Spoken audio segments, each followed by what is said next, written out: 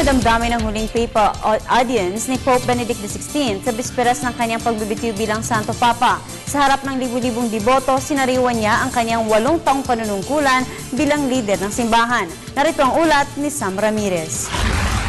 Libo-libo ang nagpunta sa St. Peter's Square upang masaksihan ang huling talumpati ni Pope Benedict XVI bilang Santo Papa ng Simbahang Katolika. Sa kanyang talumpati ay inihalin tulad niya ang simbahan sa isang bangka na maraming bagyo at unos na dinaanan. Ngunit alam niya na kahit ganito ang sitwasyon ay di hahayaan ng Diyos na lumubog ito.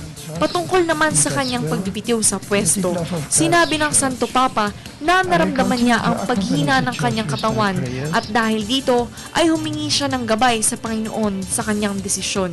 Nakatakdang isang helicopter mamaya papunta sa kanyang magiging bagong tirahan, ang summer residence sa Castel Gandolfo, Italy. Bago ito ay mananatili muna siya sa Vatican residence upang magpaalam sa mga naging malapit sa kanya ng mga cardinals. Matapos ay kukunin niya ang mga personal na kagamitan at dokumento at alas 8 ng gabi ay papalitan ng mga Vatican Police ang mga Swiss Guard sa kanyang bagong tirahan. Sa kanyang pagbitiw sa pwesto ay magiging Pope Emeritus ang Santo Papa.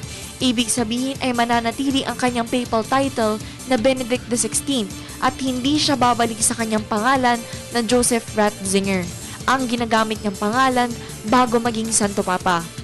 Para sa Telebisyon ng Bayan, Sam Ramirez.